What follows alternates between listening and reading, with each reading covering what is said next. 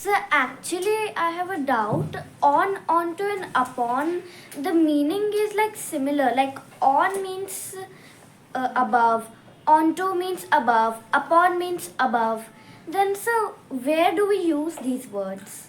Okay, let me explain. श्रुति का प्रश्न है कि प्रीपोजिशन on, upon और onto, यही ना श्रुति? Yes sir. On, upon और onto का प्रयोग हम लोग कब करें, कैसे करें? तो देखते होंगे कि ये सब आप लोग क्लास 7th में है राइट नाउ, लेकिन आप देखेंगे कि ये इन सब से रिलेटेड जो क्वेश्चंस है ना, वो कॉम्पिटिटिव एग्जामिनेशंस में भी पूछे जाते हैं। तो लोग को प्रॉपर नॉलेज ना होने के कारण गलतियां हो जाती हैं।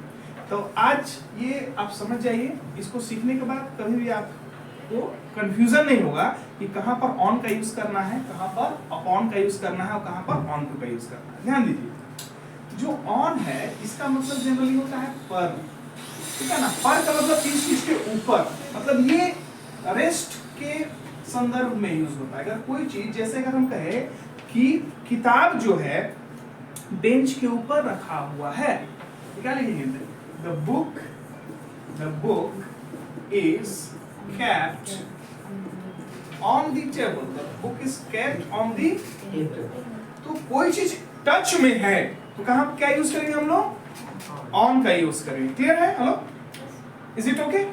जैसे मैं कहूं कि ये पेंसिल बॉक्स है, the pencil box is kept on the bench.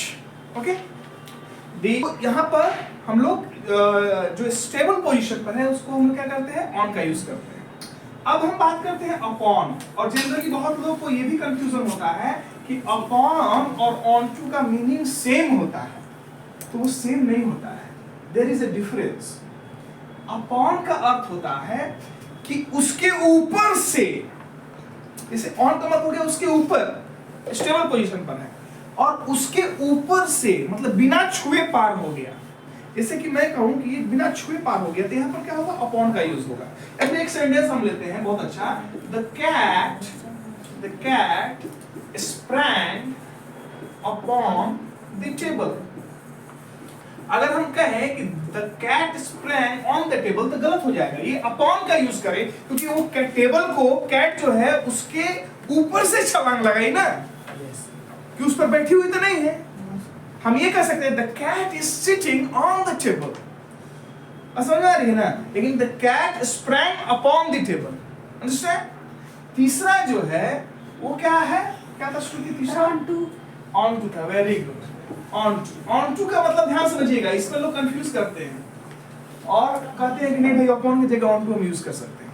देखिए ऑन टू में क्या होता है कि उसके ऊपर तो है, लेकिन मोशन से होकर के आया है, मोशन से होकर के आया, मतलब कि the cat jumped onto the table. The cat jumped onto the table. Cat jumped onto the table. तो बिल्ली जो है वो टेबल पर कूदी, मतलब ऊपर से कूदी, पहले मोशन में थी लेकिन अब रेस्ट पर आ गई। पसंद आ रही है? अगर छलांग लगाई तो अपॉन हमने यूज किया, और ऊपर से मानो कि कूद गई उस पर, लेकिन अभी बैठी हुई है, लेकिन मोशन के बाद बैठी ना, इसीलिए हमने ऑन टू का प्रयोग किया। और अपॉन मतलब छलांग ऊपर से लगा। क्लियर है? So I think Shruti, have you understood well? Yes sir. बोलो।